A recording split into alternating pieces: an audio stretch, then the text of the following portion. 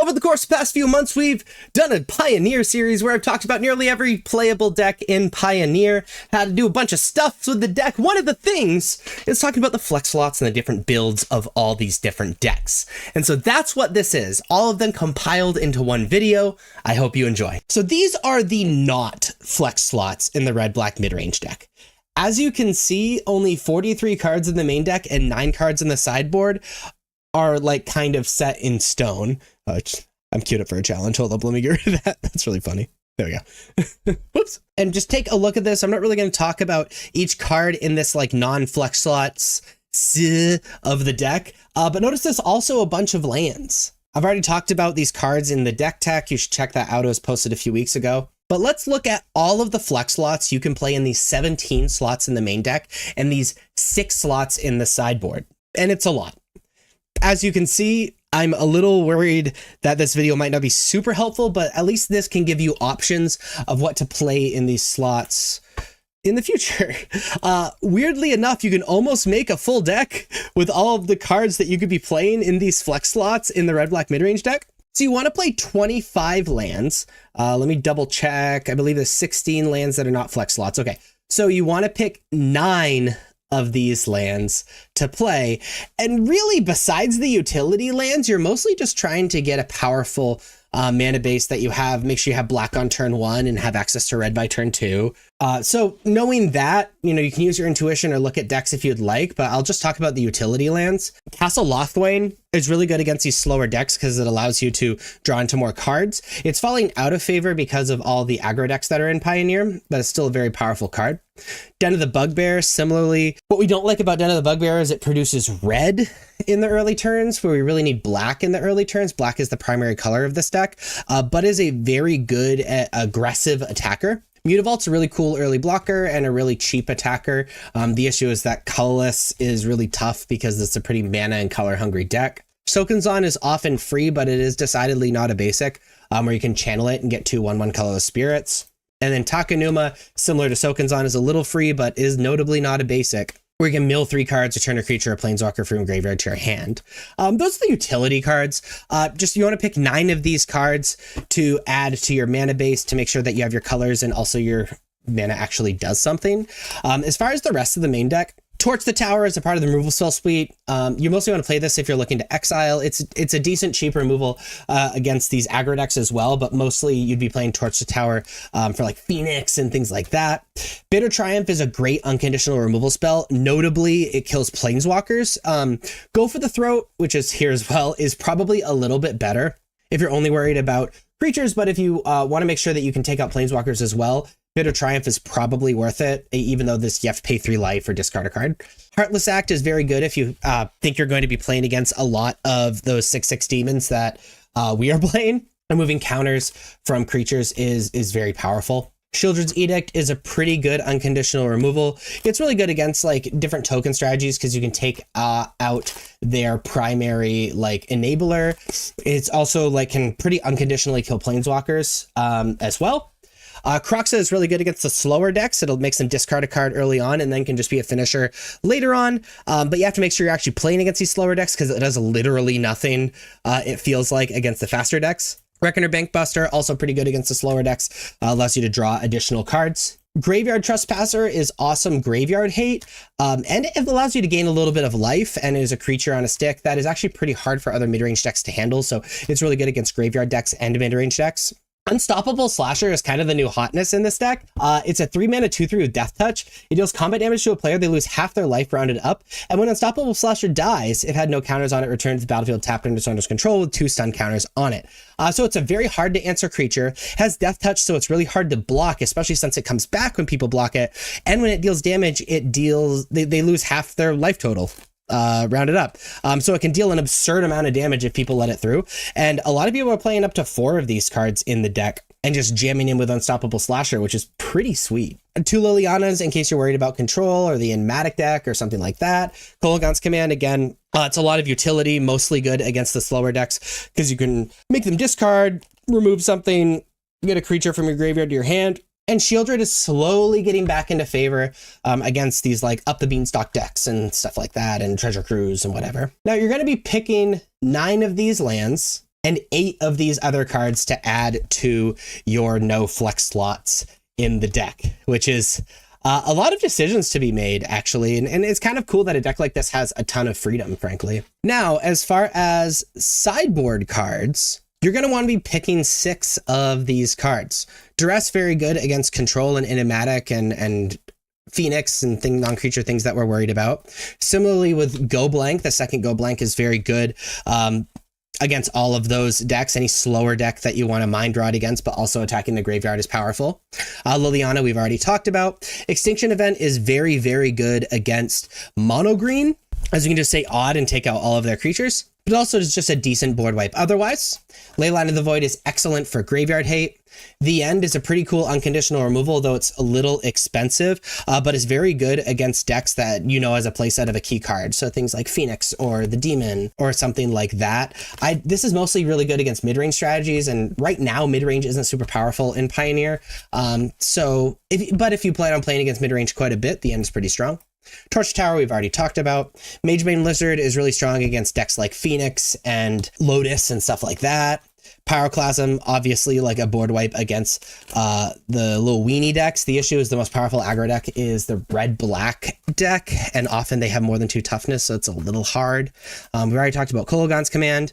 Damping Sphere is excellent against the decks like Phoenix and the Lotus deck, and it's also pretty good against the Nykthos deck, and things like that. I've already talked about Reckoner Bankbuster, and then Licensed Hearse is just additional graveyard hate. So you're going to be picking 6 of these cards to add to your deck. These are the cards in the red-black deck that you can't really change. These are stock. So when you plan on making this deck or tuning this deck, these are the cards that really need to stay put, which if you look at the numbers at the top, means that there are 5 flex slots in the main deck and 6 flex slots in the sideboard. So knowing that these are the cards that we're not going to touch, let's look at the flex slots. In those 5 slots, you can play any combination of 1 more Claim to Fame, that's the second Claim to Fame, Fatal Pushes 1 through 3, Ancestral Anger number 4, Reckless Rage 1 and 2, or a single Dreadhorde Arcanist. Now, each of these have different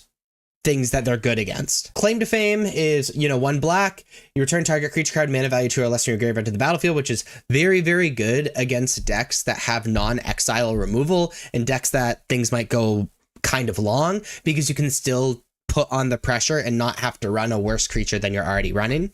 And the Fame side, it's Aftermath, which means we cast it from graveyard after we cast Flame, is target creature gets +2/+0 and gains haste until end of turn, which if we have a ton of mana, we can bring something back and give it haste.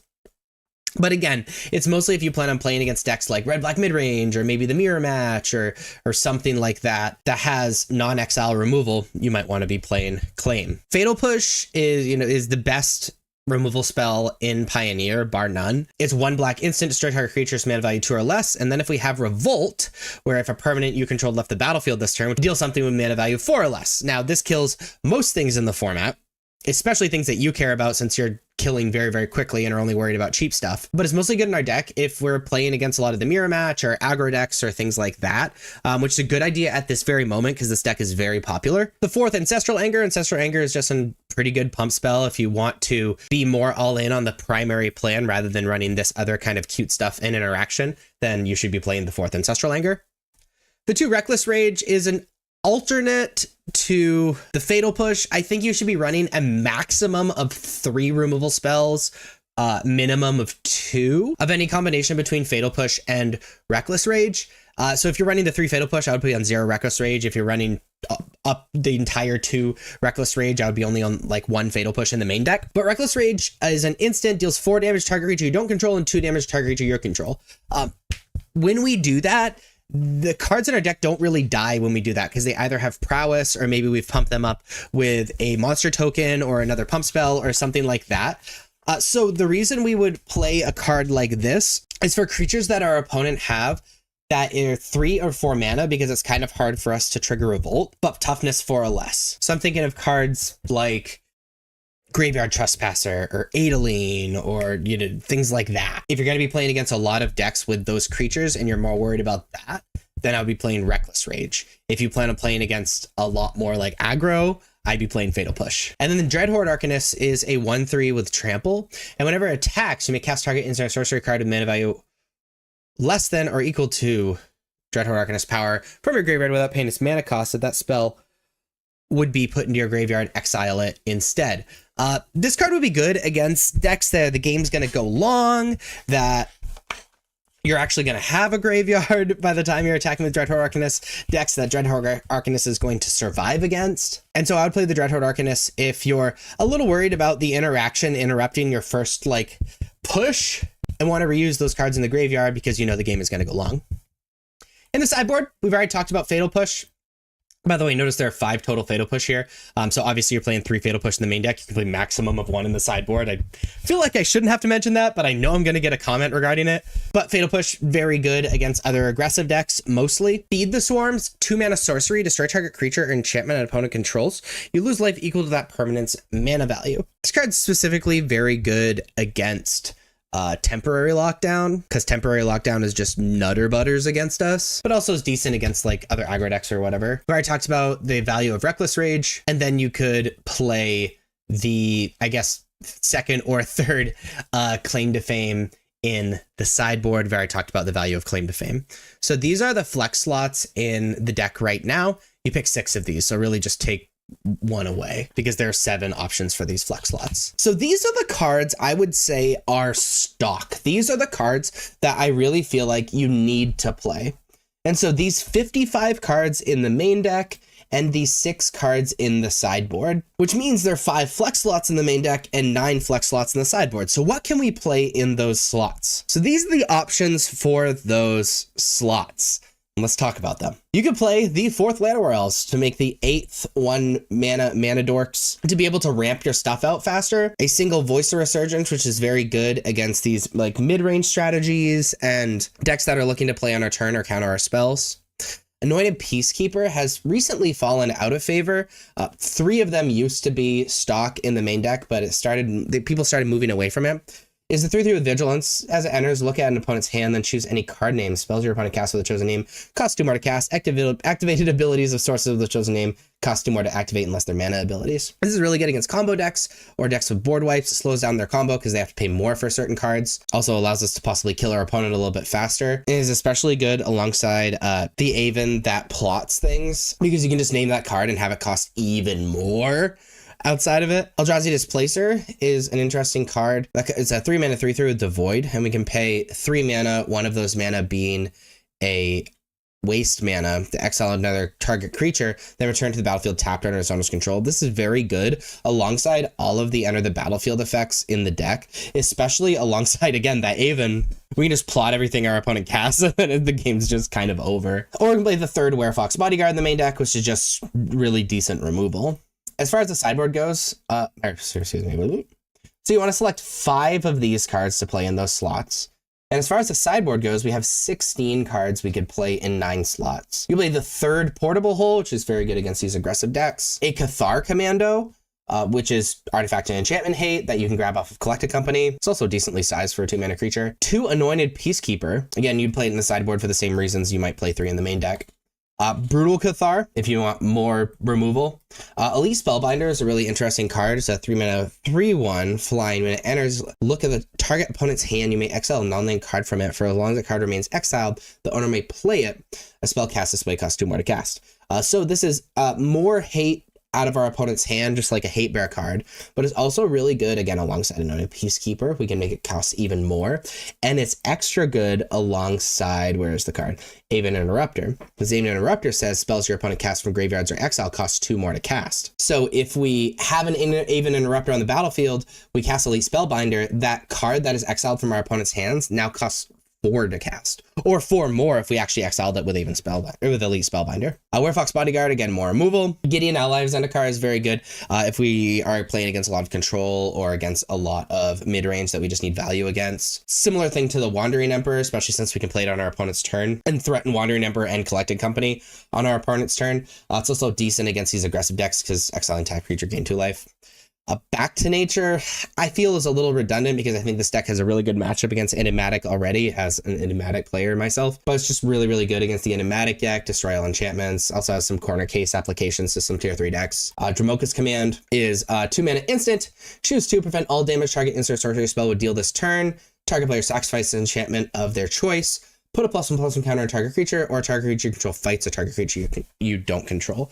This is removal, decent enchantment hate, decent like burn hate. It's just really, really diverse. And then Knight of Autumn, we would mostly put in our sideboard for aggressive decks in the gain 4 life and destroy an artifact or enchantment. Just hate that we can grab with Collected Company. So again, you're going to be selecting 5 of these 8 cards to be playing in your main deck and 9 of these 16 cards to put in your sideboard to join these 55 cards in the main deck and these 6 cards in the sideboard.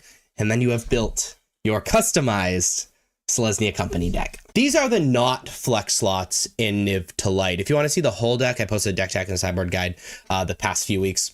You should check those out. These are non-flex slots. Of the 80 cards in the main deck, there are 17 flex slots, so only 63 cards that are not flex. And of the 15 cards in the sideboard, there are only 4 non-flex slots, so you need 11 cards to fill those slots. These are the stock cards. Everything else is up to what you decide. So the cool part about this is that there's a lot of ways to tune your deck to be able to beat different metagames. The hard part about this is it's really hard to pick up a 75 and expect it to win if you don't really know, or I'm sorry, a 95 and expect it to win if you don't really know what's going on. But the point of this video is to help you build your own Niv to Light deck. So take these cards and then you're going to be combining them with these cards. So of the 17 cards in the main deck, you can pick from these 31 cards. And for the 11 cards in the sideboard, you can pick from these 26 cards. So let's talk about them. So we're going to start with, not necessarily in order, but Sylvan Caryatid and Ancient Cornucopia. Some decks are playing like 4 Sylvan Caryatid and either 0 or 1 Ancient Cornucopia. Some decks are playing 4 Ancient Cornucopia and no Sylvan Caryatid. So you kind of have to play one or the other. I guess a combination would be fine. I've just never really seen it. But your first step in building your own deck is selecting which of these you would like. Sylvan Caryatid, you can get out earlier and ramp earlier, where Ancient Cornucopia can be answered a little bit easier in it being an artifact, but it allows you to kind of gain life and stay in the game if the game goes long. Dovin's Veto allows us to fight against counter magic and other powerful things and fight it on the stack. Especially since it gets to like stop, Dovin's Veto. It's awesome. No More Lies does a similar thing, but it can be anything. Abrupt Decay, an uncounterable, destroy non-land permanent mana value 3 or less. This is really good against some hate cards against us. Solid against ward triggers, etc., etc. Fable of Mirror Breaker has become effect slot. People are either playing 4 or 0 Fable of the Mirror Breaker. This card is just an incredible mid-range card and allows the deck to stand on its own without doing its thing and running too many one-ofs and add some consistency.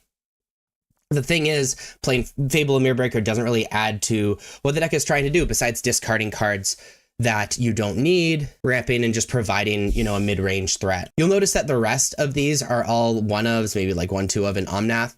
The reason you're playing a lot of these one-ofs is to grab with Bring to Light or to collect with Niv Mizzet. And so Niv Mizzet wants a bunch of different color combinations, like 2 color combinations. So keep that in mind when you select them. You want a bunch of different ones and understand what you might want to tutor out with Bring to Light.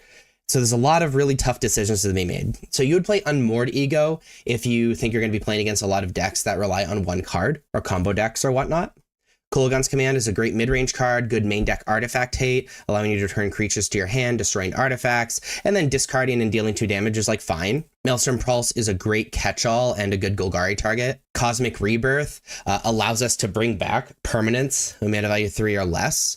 And put them onto the battlefield, otherwise put them into our hand, and we gain 3 life, so it allows us to, maybe get Ancient Cornucopias back if they were answered, or up the Beanstalks, or things like that, or allows us to put Niv Mizzet back in our hand. It's also instant speed, so we don't really need to show, what we're going to do until, the end of our opponent's turn, and then untap and play Niv Mizzet. We get to gain 3 life. It's generally an all-around good card. Just understand it doesn't do anything on its own. It needs a lot of help. Beza doesn't play into the Niv-Mizzet plan, but it's a very good card to maybe grab with Bring to Light. Allows us to catch up on life, catch up on mana, gives us blockers, maybe draw a card. It's just kind of like Fable the Mirrorbreaker. It's just an awesome mid-rangey card that we can grab with Bring to Light. Extinction Event also doesn't play into the Niv-Mizzet plan, but it's a great, when it's good, it's insane. Really good against like mono green or other decks that are playing cards that come back and you really need to exile, especially if you want to keep some of your cards. Elenda is a good Orzhov target. It's also just like a solid lifelinker that's really hard to answer. Hostage Taker is decent removal, especially if your opponents are playing some juicy creatures that you might want to cast and steal. Also Dimir target. A Boros target, Nahiri. Having a Planeswalker to grab besides Valki is pretty strong. Also allows us to have artifact enchantment hate, tapped creature hate while still having some value, and allows us to discard cards that we might not necessarily need because, you know, by virtue of being a toolbox deck, there are some matchups, especially in the main deck, that just straight up aren't going to be good. 2 Omnath has become flex slots, even though it was stock at one point. This is just another solid mid-range card to grab. It doesn't matter with Niv-Mizzet, but can allow us to ramp mana with multiple lands, especially since the deck plays Fabled Passage. Allows us to gain life and is just a solid blocker all around. Deadly Cover-Up is just another board wipe option and is really good if we're playing against decks that are going to have creatures that the deck is either centered around or are good against us, something like Arc-like Phoenix or something. And then Blood Baron of Viscopa, very good against the black mid-range decks. Also having lifelink is really solid, so it kind of fills a slot like Elenda does. So you're going to select 17 of these 31 cards to join the non-flex slots that I've already showed you. And really the only asterisk, you know, with all of this is you pretty much have to play a playset of Sylvan Caryatid or a playset of Ancient Cornucopia, and the rest is free game. Just keep in mind a lot of this is targets for Bring to Light and not necessarily for consistency, and make sure you have a lot of different 2-color combinations for Niv-Mizzet. As far as the sideboard goes, we're looking for a lot of cards as well. We're looking for 11 cards to grab the 4 cards in our deck that are not stock.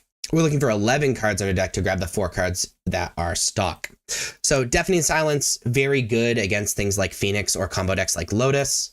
Portable Hole, excellent against not only aggressive decks, but some hate cards or Witch's Oven or things like that. Rest in Peace is solid graveyard hate. Mystical Dispute, great for the blue decks and fighting on the stack for 1 mana. Fatal Push, again, for these aggressive decks, you're just having these additional ways to deal with creatures for very, very cheap. 3 Thoughtseize for either control or combo decks. Dovin's Veto we've already talked about. Elenda we've already talked about.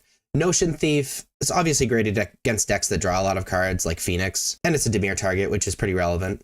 Culling Ritual, destroy each non-land permanent with mana value 2 or less. Add black or green for each permanent destroyed this way. This is kind of a good board wipe, being a Golgari target as well, and being 4 mana instead of 5 is really solid, especially for aggressive decks, because it doesn't really kill our stuff and it kills a lot of their stuff. Casualties of War is a pretty incredible card against mid-range decks. It's also a solid Golgari target. Lightning Helix, this would be the 4th Lightning Helix since 3 of them are stock, is great against aggressive decks and getting through that last bit of damage. You know, being able to gain life and kill stuff. Deafening Clarion is, again, a great board wipe against these aggressive decks. We've already talked about Nahiri, and Yasharn is excellent against Jund Sacrifice, keeping them off their combo. So you're going to select 11 of these 26 cards to join the 4 stock cards in the sideboard, and you're going to select 17 of these 31 cards to join the stock cards in the main deck. Then you have your very own customized for your own local meta Niv to Light deck. These are the non-flex slots in 5-color Enigmatic Incarnation. You'll notice that the deck is, for the most part, figured out. Everybody is playing at least these 79 cards in the main deck in Enigmatic Incarnation and these 6 cards in the sideboard, which means there's only 1 flex slot in the main deck and 9 flex slots in the sideboard. So what can you play in those slots? You can play these cards in those slots. In that 1 slot, generally, you have 5 options. Now let's talk about why you would pick each one of these options. By the way, if you wanted to check out the overall strategy of the deck and things like that, then make sure you check out the deck tech or sideboard guide or whatever. That's not what this video is. First off, Glasspool Mimic. Glasspool Mimic is pretty cool in the sense that it's another land, so you have less of a chance of missing your land drops, but also as another card that you can Enigmatic Incarnation away either in Up the Beanstalk or Nowhere to Run to grab a clone effect. And clone effects are pretty strong because nearly every card in our deck has an enter the battlefield ability, and it allows us to trigger those enter the battlefield abilities again because a lot of our deck is one-ofs. Night of Autumn, I am actually really high on. Night of Autumn is sort of a catch-all card, which is pretty cool in a toolbox deck. It's a 3-mana 2/1. When it enters, you either put 2+1/+1 counters of Night of Autumn, destroy target artifact or enchantment, or gain 4 life. Artifact or enchantment hate in the main deck is great. Being able to gain 4 life and have a blocker is great against aggressive decks, and then it can also just have a big power for a 3-mana creature. Noxious Gearhulk is solid removal for potting away one of our 5-mana enchantments. It's a 5/4 with menace. When it enters, you may destroy another target creature. If creature destroyed this way, you gain life equal to its toughness. So you're able to gain life. It's a blocker and a threat in and of itself. You'd want this if you feel like you needed more removal, especially against these mid-range and aggressive decks. Vein Ripper is an option as a 6-mana target. Is a 6/5 flyer with ward sacrifice creature, which means it's kind of tough to deal with. And whenever a creature dies, target won't lose 2 life and you gain 2 life. It's generally just a solid threat, and that's really difficult to deal with. 4th Overlord of the Mistmores is another option as a 7-mana spell. Having Impending 4 for 4 mana, it's a 6/6. Whenever Overlord of the Mistmores enters or attacks, create 2/2/1 white insect creature tokens with flying. This is probably the lowest variance choice, a choice that you can make and just make the overall primary strategy of your deck stronger because you just be adding a 4th Overlord. These would be the if you feel like you wanted to target these. So you're going to select one of these 5 cards and add it to the 79 cards that are non-negotiable, non-flex slots. Now, maybe a harder decision is building the sideboard. So you're going to be selecting 9 of these 18 cards to continue and build out your sideboard. So you would play Portable Hole if you're worried about aggressive decks, or permanents that mana value 2 or less that are particularly good. I'm thinking like Witch's Oven or something. High Noon is really solid against Slickstock Show-Off decks, but also very good against Lotus Field. The 3rd Rest in Peace just has additional graveyard hate. 4 Knockout Blow for these red aggressive decks, which is honestly kind of a bad matchup for us. Ley Line of Sanctity is really solid against Thoughtseize decks or the burn decks that are starting to pop up. Elesh Norn, great in the mirror match, and really any deck that has a lot of enter the battlefield effects. Also very good for us as well. It doesn't just neuter the opponent's deck. Thoughtseize, number 3 and number 4 for control, combo, mirror match, things like that. Glistening Deluge would mostly be for Selesnya Company. Very strong. Just 3-mana board wipe against a deck that honestly is pretty good against us. Thought Distortion for control and combo as well. And Rurik Thar the Unbound, a 6-mana 6/6 Vigilance Reach.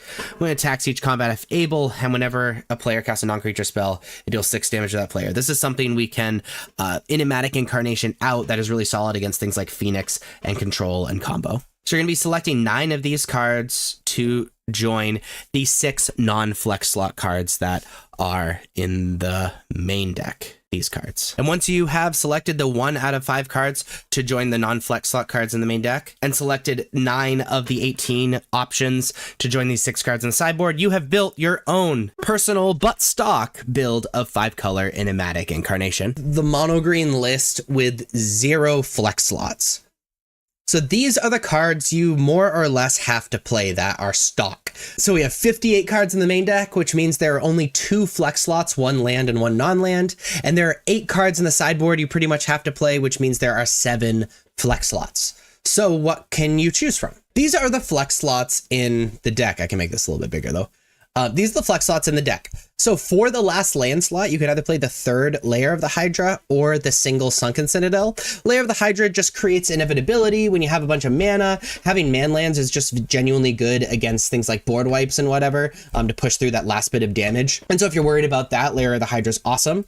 Sunken Citadel, the issue with Sunken Citadel is it enters tapped, and we don't love that.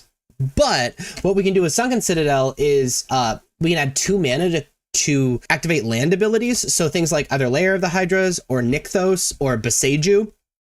we can use Sunken Citadel mana for, and be able to have less mana to do what we need to do, especially with Nykthos. I think that's very powerful. The kind of interesting part about Sunken Citadel is if we have a Leyline start, we don't actually need a mana dork to start going off on turn 2, because we can turn 1 Sunken Citadel, turn 2 Nykthos, use the 2 mana from Sunken Citadel to activate Nykthos, have 4 mana or 8 mana, depending on how many Leylines we started with. So it adds a kind of an interesting nut hand, but the entering tapped is a bit of a deal breaker. Also, as sort of a side note, you'll notice that one of the flex slots in the sideboard is an off-color card, an Elishnorn. Sunken Citadel naming white is another way that we'll be able to cast that Elishnorn, but we'll talk about that a little bit more in the future. As far as the non-land slot, you can choose between an Oath of Nissa and a Polukranos. I think the decision is kind of obvious here, or I guess I don't know the correct decision, but the line of thinking is pretty obvious. The single Oath of Nissa adds consistency to the deck and, you know, early devotion, and Polukranos adds more devotion later on in the game, but is just like another threat and mana dump and whatever. Having more powerful turn 2 plays after we play a turn 1 mana dork can make the deck overall more powerful. So you want to select between these guys for those main deck slots. As far as the 7 cards in the sideboard, there's a lot of cards you can choose from. You have 13 different cards to choose from to fill out those 7 slots. Number 1, Elishnorn, obviously very good against other decks that care about enter the battlefield things. So like, you know, the mirror match, maybe Convoke, you know, stuff like that. It's off color, which isn't a huge deal. So if you look at the no flex slots thing, one Sunken Citadel can fix it if we want to. But also if we start with a Leyline, things tap for every color mana. Also, Elcaster Trailblazer can add white if we want it to. There's a lot of ways that we can have white in our deck. Again, also Sunken Citadel, you know, if we decide to play Sunken Citadel. So the off color is a little annoying. Also, Storm the Festival can just hit it. But it can be very powerful in just game ending against certain decks. Sharpshooter is an interesting 2-in-1 card where it's a reasonable amount of pips, is a 4/4 with reach, which is really good against all of these Slickshot show-off decks. But also it destroys an artifact or enchantment, so we can bring it in for those Slickshot show-off decks as an early blocker, and it's an artifact and enchantment card we can bring in, so it's kind of interesting. Cetacean Petitioner, there's a lot of crazy aggro decks out now. The red-green aggro and red-black aggro specifically are nuts.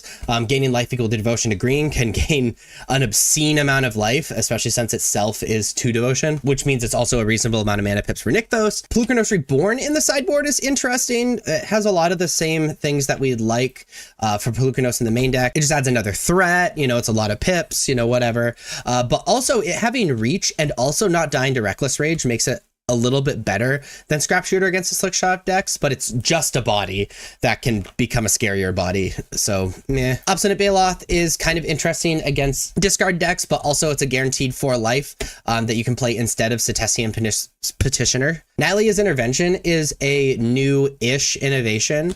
You can choose one, search your library for up to X land cards, reveal them, put into your hand, then shuffle, which means you can grab your Nykthos, you can grab your Besejus, whatever, it isn't just forests. Or Nylea's Intervention deals twice X damage to each creature with flying.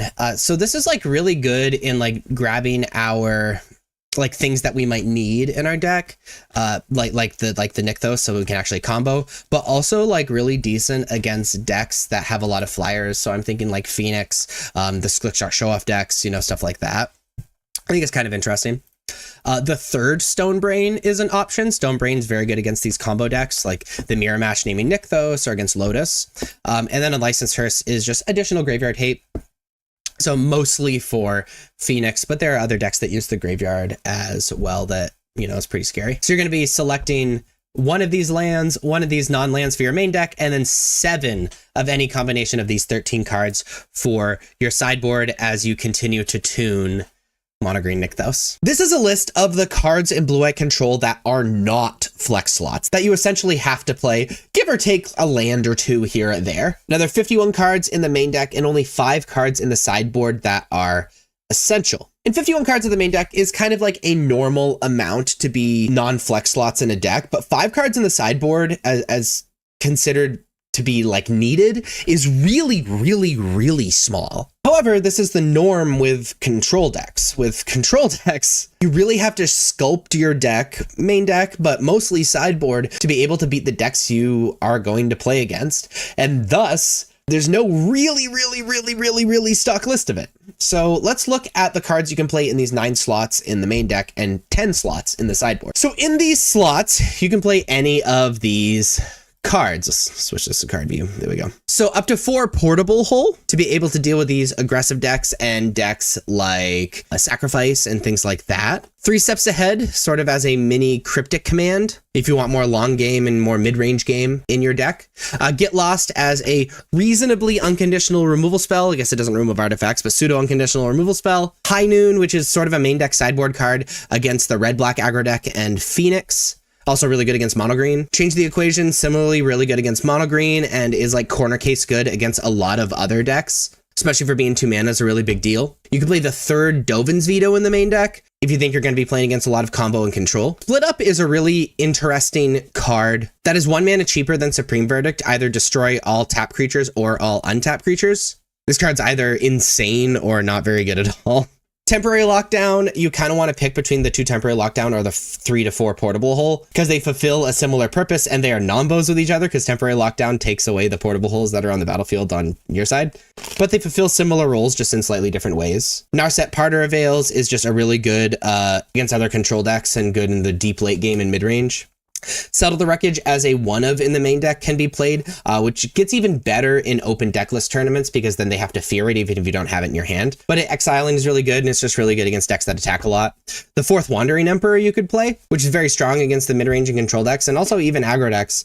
It's just pretty bad in multiples. 4th Memory Deluge if you're worried about card advantage. And 1 main deck Shark Typhoon can be played for the mid-range and control deck sort of as a main deck sideboard slot. But also you can just like cycle it. So it's kind of like one of those very little risk main deck sideboard slots. As far as the cards in the sideboard goes, pick 10 of these 18 cards. The 2 High Noon we've already talked about when we talked about the main deck slot. 2 Rest in Peace for Graveyard Hate for decks like Phoenix, Greasefang, and like Lotus Control. Aether Gust for decks like Mono Green, also really good against the red-black aggro deck, and like Lotus Field and corner case good against a lot of other decks. Go up to the playset of Dovin's Veto in the sideboard. Again, we've already talked about Dovin's Veto when we talked about main deck slots. Knockout Blow for these aggro decks. Kutsil's Flanker is a really interesting card that's like fine against a lot of different things. It can just be a threat against control. It's Graveyard Hate on a stick. It can gain life and block. It's just one of those things that you want to put in your sideboard if you want a little bit of everything. Narset Parter of Veils as a 1-of in the sideboard you can play. We've already talked about the main deck reason for it. You can play the Companion Kahira. Some decks are coming off of this because a lot of them sideboard into Hullbreaker Horror and you can't play Hullbreaker Horror and Kahira. And often you want your companion against the decks that you're bringing in Hullbreaker Horror against anyway, but Kahira is pretty free for a main deck slot, or if you decide you don't want to play Hullbreaker Horror. 3rd Beza in the sideboard for mid-range aggro and control, just really bad against combo. Farewell for just the reset button. This would be the 2nd Farewell. The 2nd Shark Typhoon in the sideboard is another option, again for mid-range and control.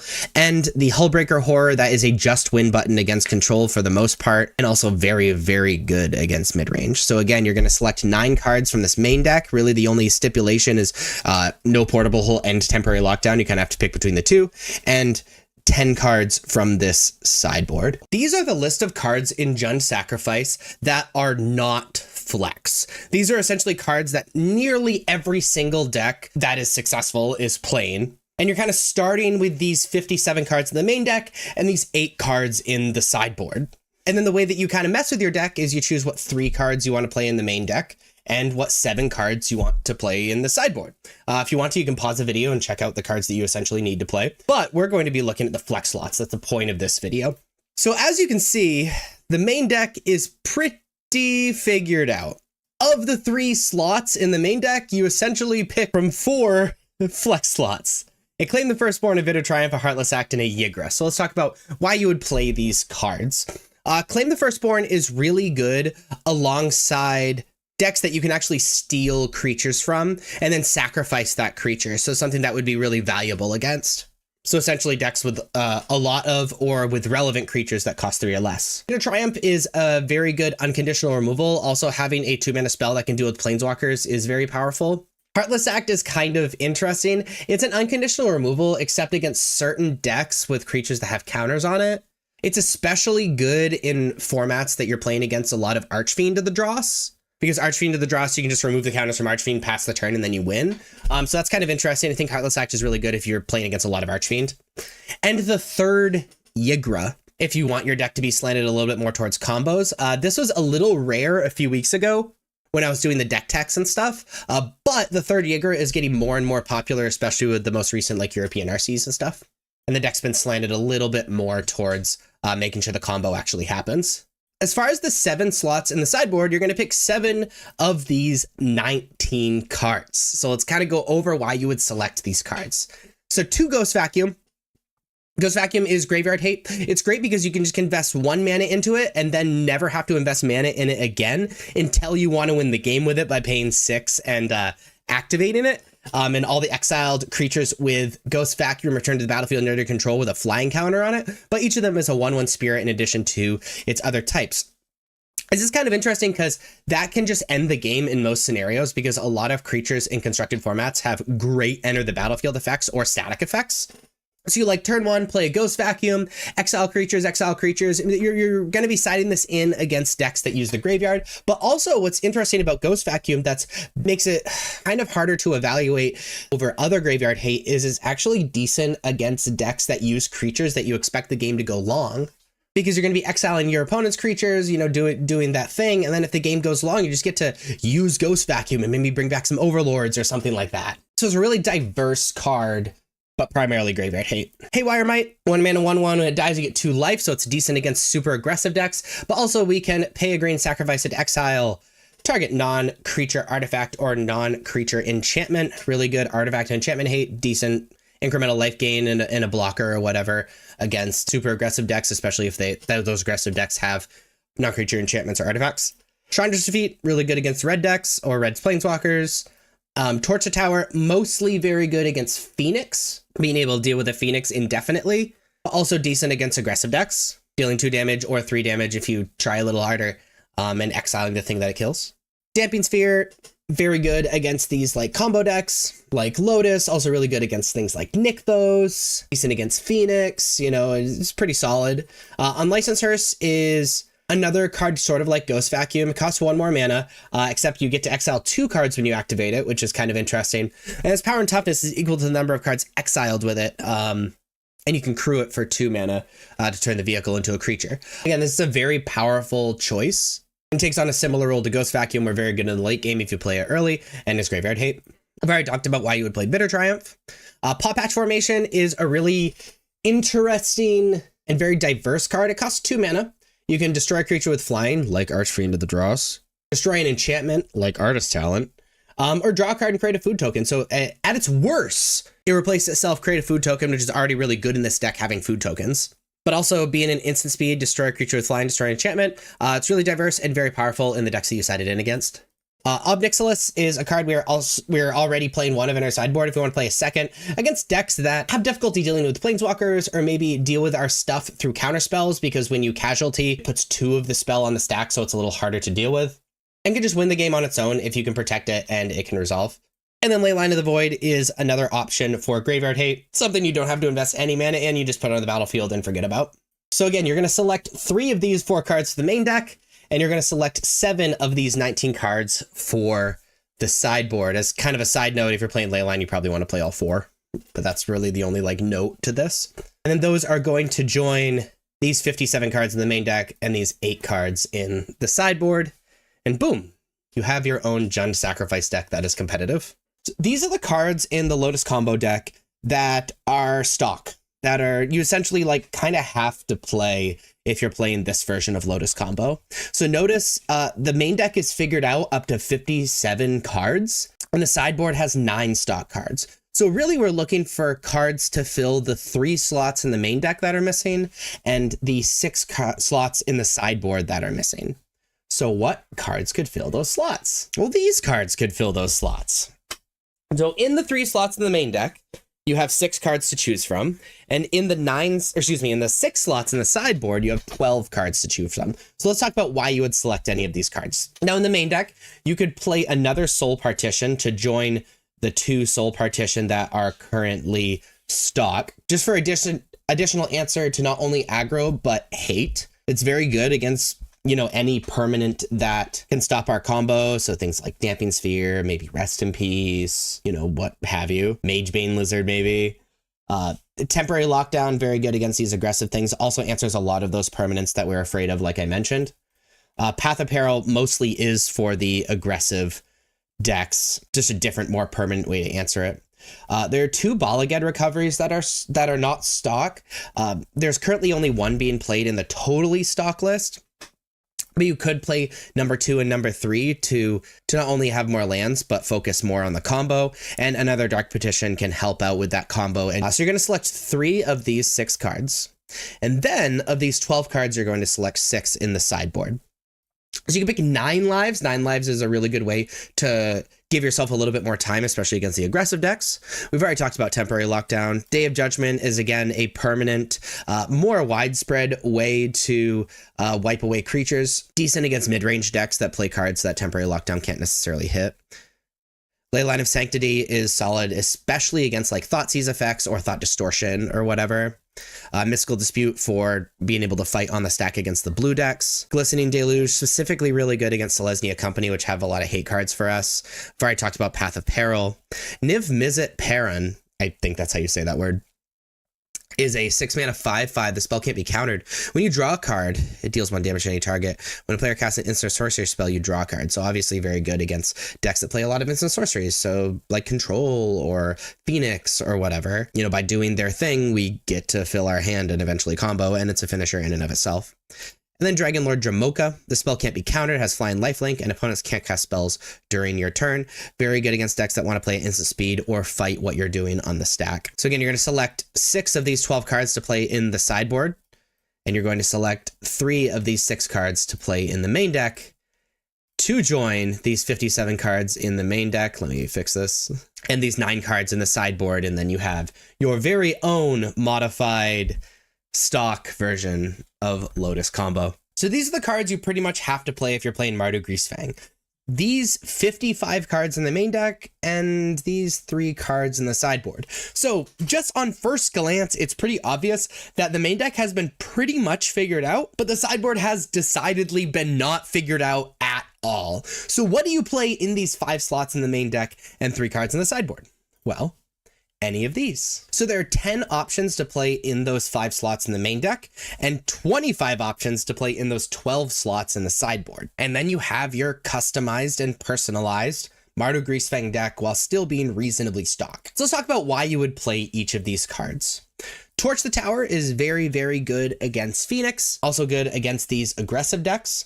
Reckoner Bankbuster is sort of the exact opposite, is very good against the slower decks or decks that are very good at answering your combo so that you can lean more into the Mardu mid-range plan. Bitter Triumph is an excellent way to answer creatures and planeswalkers, and again leads a little bit further into the Mardu mid-range plan, just having more removal. Same thing with Vanishing Verse, though Vanishing Verse is extremely versatile, very good against the Zur deck, and can just snipe a lot of cards like Rest in Peace and whatnot that end up being extremely good against us. And Overlord of the Baelmerk leans a little bit more into our Parhelion Greasefang plan, allowing us to mill more, get Greasefangs out of our graveyard, and being a threat in and of itself.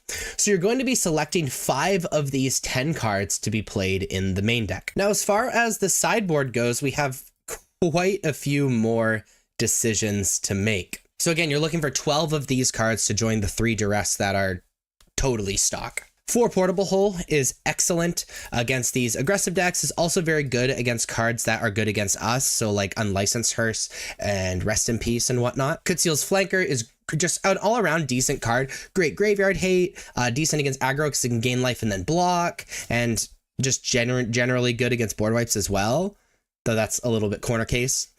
Lorna the Third Path is an excellent way to answer artifact and enchantment hate, especially something that can be grabbed with Overlord. Elesh Norn, very good against the Zur decks, and also surprisingly good in our own deck, being able to trigger our stuff twice. Cut Down just as an additional thing to join something like Torch the Tower or Portable Hole for the aggressive decks. Leyline of the Void is a really good way to answer other graveyard decks. I've already talked about Torch the Tower. Abrade is a little bit less narrow creature removal because it can also hit artifacts. I've already talked about Vanishing Verse and Reckoner Bankbuster. And Unlicensed Hearse is Graveyard Hate. Basically, if you want a late game threat and maybe want to devote less slots than playing Leyline of the Void for playing the Graveyard Hate. So in order to build your version of Mardu Greasefang, you're going to select 5 of these 10 cards to join your main deck and 12 of these 25 cards to join your sideboard. To join all of these cards, which are the stock version of the deck. These are the non-flex slots in mono black midrange. You talk about all of these cards in the deck tech that I posted a few weeks ago, so I'm not going to do that again. But these are the cards you need to play. So notice there are only 51 cards in the main deck and 5 cards in the sideboard that you really need to play, which means there are 9 flex slots in the main deck and 10 flex slots in the sideboard. Let's talk about what you can play in those flex slots. So these are the cards that you can play in those flex slots. So let's talk about that. So again, out of these 20 cards, you're going to be selecting 9 cards to put in the main deck. And out of these 19 cards, you're going to be selecting 10 cards to put in your sideboard. And then you have built your customized mono black midrange deck. So main deck Duress, up to 2 main deck Duress is decent in these flex slots. Where you have an opponent reveal their hand, choose a non-creature, non-land card from it, player discards that card. It's really good. Just additional enchantment hate, really good against removal since we don't play a lot of creatures. Very good against like combo and control and all of that stuff. Reckoner Bankbuster is a 2-mana vehicle. It turns into a 4/4 with crew 3 and enters with 3 charge counters on it. We can pay 2 mana and tap it to remove a charge counter from Reckoner Bankbuster and draw a card. And then when there's no charge counters on it, you get a 1/1 pilot that can crew vehicles as though its power were 2 greater. We're mostly playing this for the card draw and the threat in the later game. We would be playing Reckoner Bankbuster if we think we're going to be playing against a lot more mid-range and control and kind of slower games. Blade of Naoni has been a recent innovation. It's a 2-mana 3/1 with Menace. And we can reconfigure and just equip it to something or have it become a creature by paying 4 mana. And the equipped creature has base power and toughness 5/5, has Menace, and is Black Demon in addition to its other colors and types. The reason this is good in this deck, let me go back to the no flex slots, is if we attach it to an unstoppable slasher, it becomes a 5/5 with Menace, so it's even harder to deal with, which means we can get through more often and be able to trigger unstoppable slasher. Also, it's a demon, which means that it turns on Unholy Annex, which is just very powerful. And it's like decently sized, kind of annoying to deal with, applies a decent amount of pressure, is hard to block by itself as well. A Go for the Throat just as reasonably unconditional removal. Shieldred's Edict allows us to more easily deal with planeswalkers in mono black, but also removal for other stuff. It's pretty diverse. Graveyard Trespasser is Graveyard Hate we could play in the main deck. Archfiend of the Dross, some people are playing just to lean more into the demon package with Unholy Annex. Shieldred is slowly falling out of favor. It doesn't fit in with the demon package, but its triggers are still really powerful against our decks and decks that draw a lot of cards.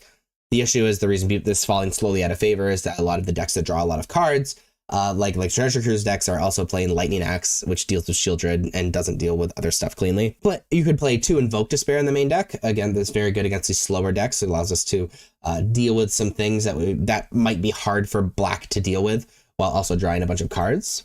And March of Wretched Sorrow, very good against aggressive decks, is black and X. And exile black cards that make it cost 2 less for each card exiled. And it deals X damage to target creature or planeswalker, you gain X life. So really good removal for these aggressive decks if we want to pad our life total. So you want to be selecting 9 of these cards to be playing in your deck. As far as the sideboard goes, remember there are 10 flex slots in the sideboard.